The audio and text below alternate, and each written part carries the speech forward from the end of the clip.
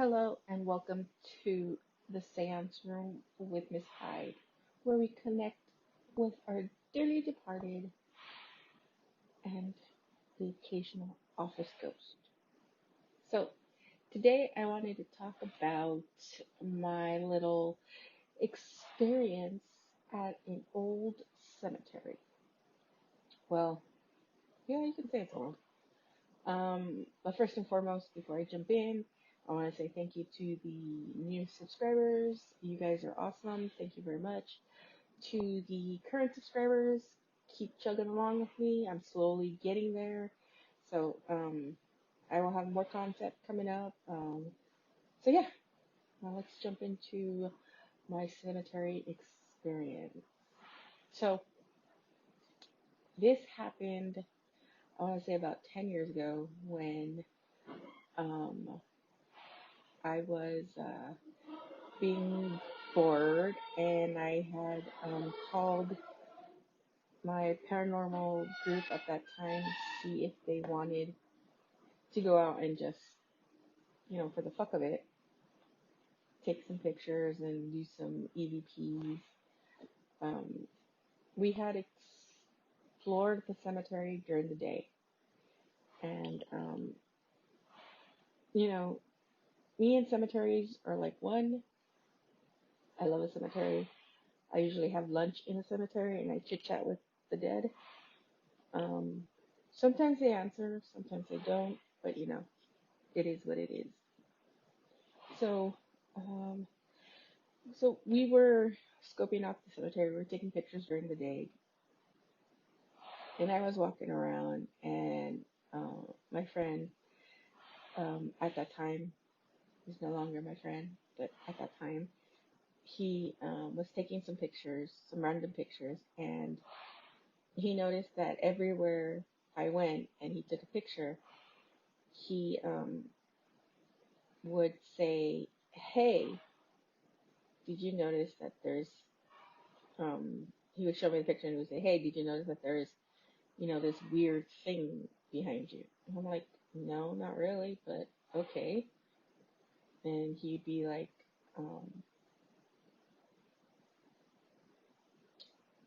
"What do you think it is?" And I'd be like, "I don't know, just I don't know. I don't know what it is. I'm not getting anything." And he's all like, "Oh, all right, cool." And I'd get that a lot where they would take a picture sometimes and there would be some type of streak running through the picture, or for some reason there would be like a little orb in the picture or something like that. And again, it doesn't bother me, it doesn't faze me. It's like whatever. So we had scoped the cemetery, and I was drawn to this mausoleum in this particular cemetery. And I was standing there, and I was kind of looking at it, and my friend comes over and he's all like, "What are you getting?" And I go, "Well, I'm not getting really anything. It's more like a feeling, like I can't breathe, like dry throat, scratchy. I feel like my windpipe is closing in." So he looked at me, he's all like, "You better walk away." And I go, "Well, duh, I'm walking away." So I walked away from the mausoleum, but I kept getting attracted to come back to it. So no matter how far I walked or which way I went, I was always attracted to that mausoleum. And one day, um, we had gone back, this time with the permission, of course, of the um, church, you want to say, because it is a church.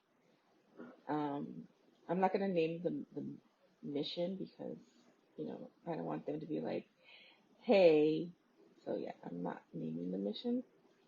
Um, but we went back and um, we were like, all right, we had the permission to go in there and do everything.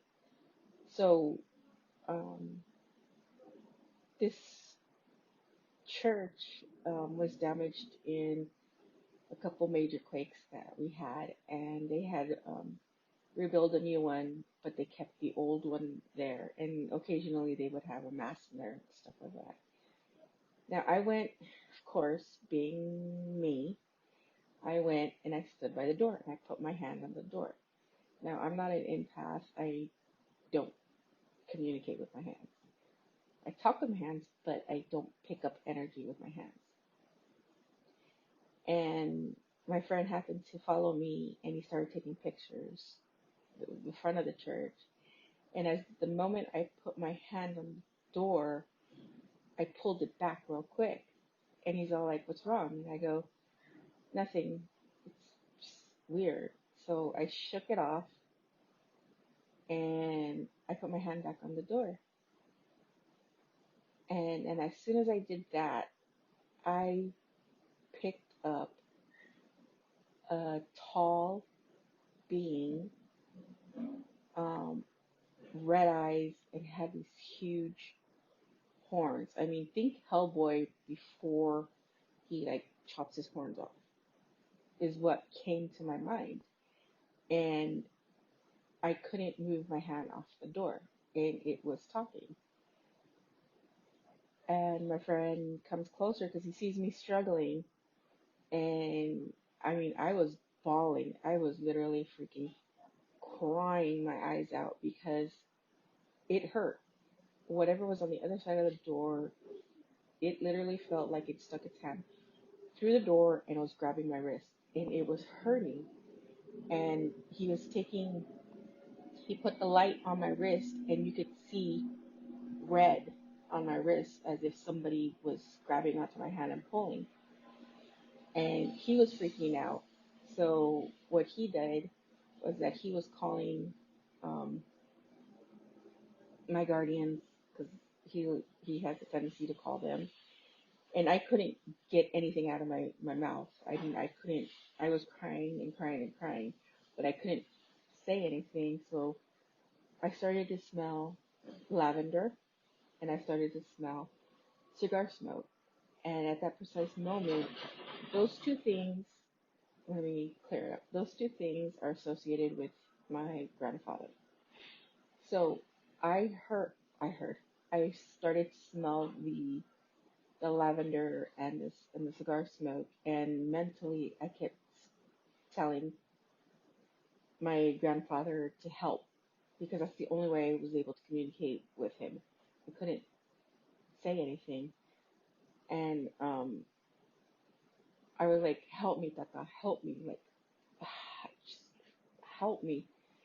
And it felt as if it's pulling, like the hand was pulling and it was like clawing me. And my friend was looking at my hand and he noticed that these scratches were forming on my wrist, on my hand, where I had it up against the door.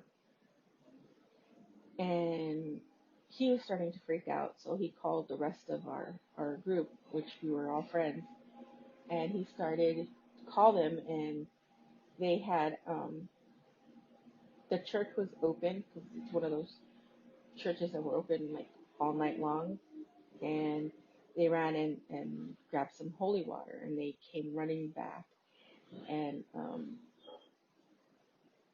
uh, poured the holy water on my hand, and my friend was like, "Just pull out the water bottle and bless the water." And so they kept pouring the water from the water bottle, and slowly I was able to move my hand. So after that happened, um, I was able to see things. I was able to um, tell them things that I had no clue. I mean, we've been friends for like 30 years, no clue as to what was going on in their lives, you know. And this particular incident, I had like squatted down onto the ground after I was let go. I squatted, or I sat down. I don't know which one it was. And I just was like rocking back and forth because I was getting a shitload of images in my head that I was trying to decipher. I was getting like all these little movies running through my head, and a lot of it was particular about this particular friend. And he looked at me and he's all like, "Are you okay?" And my friend goes, "She's not okay." And this other friend, I'm gonna call her Miranda. She knows. She's also she's more of an empath. And Miranda came up to me and she put her hand on me and she moved it quickly back. And I told her, "Don't touch me. Just don't touch me. For your safety, don't touch me right now." And I remember fading out. And as soon as I faded out, my friends told me that I literally turned and faced this particular friend and told him that in 2 weeks' time, he was going to get into a serious car accident, that the three people in his car were going to pass away, and he would walk away with a broken leg. And they also said that I also told them that due to the seriousness of the accident and due to the death of one of our close friends, that he was going to kill himself. And as soon as I said that, they said it felt this really cold air just like go through me and it hit them. Now, I've never experienced anything like this. Like I said, I've been, I've lived in haunted locations. I have ghosts follow me. I have the office ghosts who like to torment me. I've been pushed, I've been bitten, and I've been scratched. But I've never been held onto by something that I do not know. So after, they walked me to the church, and I'm not a fan of the church, 100%. I am a Catholic, born and raised Catholic, but I also have my other religion that I practice cold heartedly. And every time I walk into the church, I break out in this hot flashes and sweat, and I get antsy, I get panicky, and I just have to leave. I cannot sit in the church for long. Some people say I'm possessed by some demon, and whatever the case may be. Maybe I am, maybe I'm not. Who knows? That's for another episode. But they took me into the church, and they got, for some reason, one of them, I guess the priest was locking up, I'm assuming, because I remember sitting there and I remember seeing an older priest in front of me. I remember he was far away. His voice was very far away. And I remember him like saying some prayer, giving me some type of blessing. I don't remember. I remember seeing him and I remember faintly hearing him, but anything other than that, I don't remember. Um, and then I remember coming to in my friend's vehicle. So, I spent the night at Miranda's house because I just couldn't go home. I didn't want to bring whatever was attached and still near me to um, my parents' house because my parents' house is more of a sanctuary.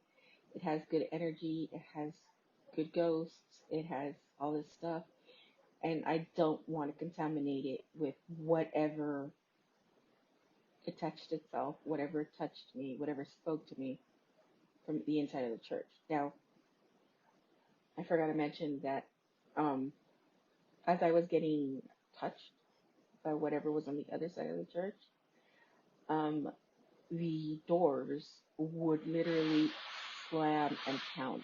Now, this section of the church is locked down. There's no way to go in at all. All the doors are locked. You can't go in whatsoever. So the door, it felt like somebody was running up to the door and slamming into it like a football player. So yeah, and yeah, it was way too much. So the next day, I wake up at Miranda's and I'm expecting her to tell me that there was activity in her house or stuff, and there was nothing. Nothing went on. I slept through the night. Um, didn't wake up tonight. It was more that I was tired. So we go back. We all meet up again at the church. And this time we had asked to if we can walk into the church. I'm not a fan of walking into the church, but I had to walk in. There was a section toward the back of the church that scared the crap out of me. Like I said, there's only one other thing that scares me, and it's the top hat man. He scares the bejesus out of me. I'm not a scary cat, but he scares the shit out of me. This particular section of the church scares the crap out of me. And we did an EVP session, and as I was standing there, I grew pale. Like my color just left my body, and you can feel, or I can feel, the breathing next to me. And one part of my body was ice cold, and the other part of my body was freaking an inferno. So my friend was recording, our EVPs, and another one was taking pictures and with the video camera and taking pictures. Everything died mid EVP session. Camera died, video recorder died, um, EVP died, cell phones died. Everything was just dead, completely drained. And I'm standing there, and part of me is shivering, and the other part of me was sweating bullets. So my friend starts talking, and as he's talking, I notice a shadow person come out of the corner, out of the wall, and literally just enter him. And I'm looking at him, and I asked him, "How do you feel?" And he's all, "I feel off."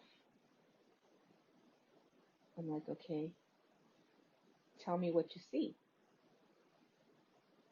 And he's all, "Well, everything's blurry right now." I'm like, "Okay." And I looked over to Miranda, and then I looked over to our mutual friend, and Miranda already knew what I was thinking. She just split second. She left, and then she took my friend with her. So it was me and the guy that had the shadow figure jump in, and we had two other people with us. So keep in mind, this is a group of friends who've known each other for 30 years. And I'm paralyzed. I'm frozen in the spot. I can feel this thing breathing next to me. And I tell him, "What else is going on? What else are you feeling?" And he's all like, "I feel cold." I'm like, "Okay, just keep talking to me. Tell me what's going on. Tell me what you're seeing. Tell me what you're hearing. Tell me what's running through your mind." And he tells me, "If I tell you what's running through my mind, Denise, you're going to freak out." And I go, "It's not as bad as what I'm hearing right now. So tell me what it's telling you. I need to know." And he's telling me that it told him to kill me. That I am not a good person, that I am evil, and that he is a good person, and that he wants to protect him from me. And I looked at him, and at that precise moment, my friend shows up with a priest from the church and holy water. And the priest walked in, and only if I had taken and recorded his conversation. He has now passed away, and recorded his conversation and his experience. It would have been so awesome. But um, he said that as soon as he walked in, he noticed a tall figure with horns staring at him, standing next to me, which I already knew because it told me.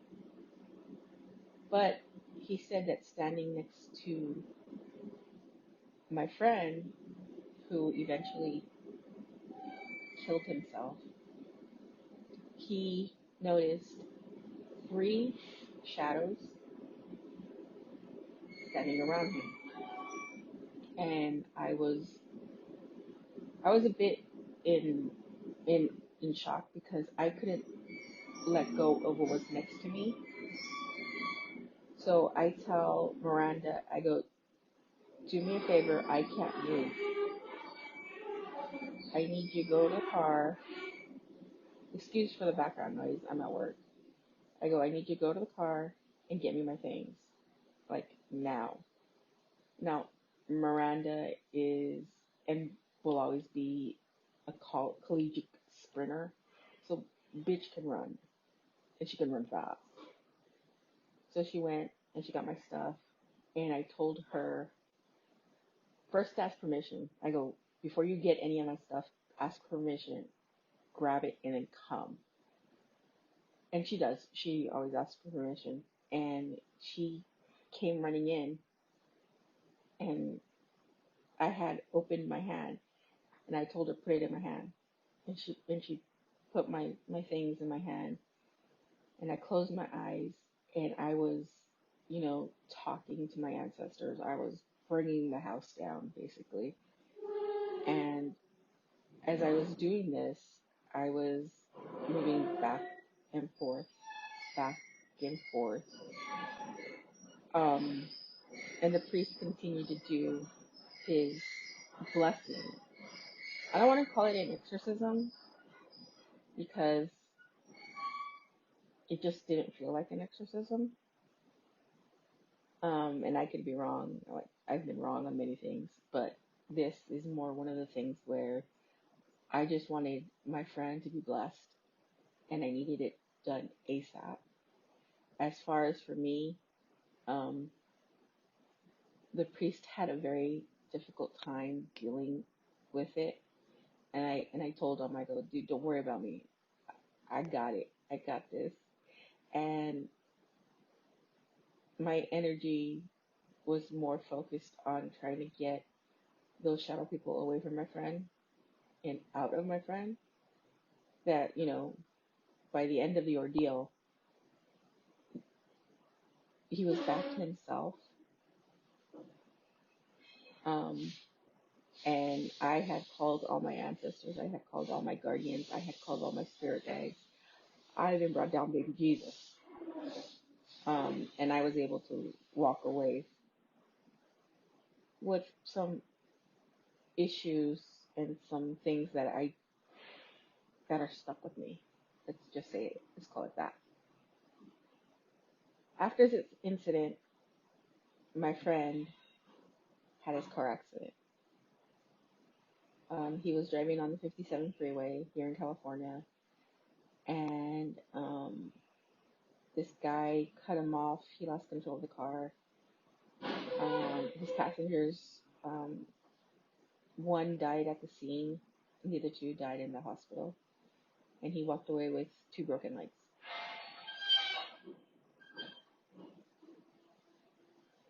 After that incident, and after we went to the funeral, and after we, said our pieces with our friends, because we were all a group of friends, my friend ended up hanging himself in his garage.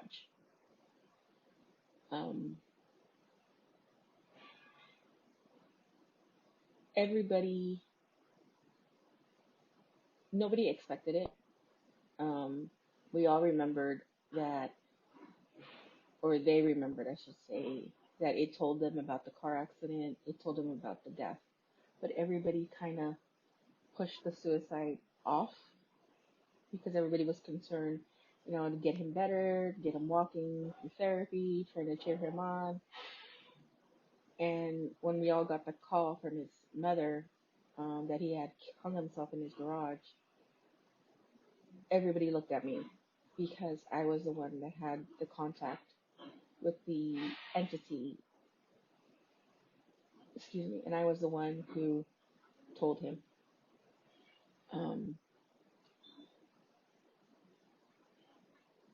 I I don't keep that in me. I don't hold that as like I should have, it should have been me or anything like that. Because at that precise moment, at that time, it wasn't me talking. Maybe, if we didn't go and we weren't being, typical ghost hunters or stuff like that, maybe it wouldn't have happened. But it happened, and it happened to me, and it happened to my friend. So it's known for demonic entities or dark energy to attach itself to those of weak mind, those that are in a low part of their life. And at that particular time, my friend was in a slump. We both had the same mental illnesses. We both suffered from depression. We were both bipolar. We were both schizoaffective disorders. So we both had about the same thing going on. So it latched itself to both of us. And I don't want to say I was. And it's kind of difficult to try to figure out what's going on, what's not going on. His passing has been hard, but that's just it. You go ghost hunting, you don't know what's going to attach itself to you. You don't know what is coming toward you, And this is an experience I had. It had a sad ending, disgracefully, but it's I still dealt with the ghosties. They don't bother me as much anymore. I prefer, if they have a message, to tell me a message, and if I'm busy and they show up, I tell them to come back sometimes because I just can't handle a lot of things. I have enough chaos with my mental illness, and then to throw in mental images that I just cannot deal with is a bit tiring, to say the least. But that is my story. It's a little story, nothing major, nothing but I wanted to, share it because I want to bring more experiences of my personal encounters of the ghosts and stuff like that. Except this was not a ghost. This was some dark entity, and it was a shadow person that affected a good friend of mine. So with that being said, you all stay safe. If you're anywhere near the fires, stay safe. Evacuate. Make sure your fur babies and your horses and your cattle, if you have cattle, are safe and secure. And don't forget to keep it ghosting. If you're new to the podcast community and you want to start a new podcast and you're looking for a platform that is user friendly, that has everything you need at your fingertips, that won't set any limits, that you can earn money, then I would recommend Anchor. Now, Anchor can be used basically anywhere. You could be in your car, you can be laying on the sofa in bed, where you can edit, record, and upload. You can throw in soundtracks. Everything is there for you. Now, I use it because, like, it's user friendly, and it is free, and I find it really easy to navigate without it being very confusing. Now, most platforms, before you can even try it out, you need to sign up and pick a plan. I like Anchor because I don't have to go through any of that. So I recommend it. Now, if you really want to get into it, I recommend you going to your website, anchor.fm, and signing up, or you can download anchor.fm from the Google Store, iTunes, and give it a try. So don't forget to go to anchor.fm, sign up, and I'll see you all in podcast community.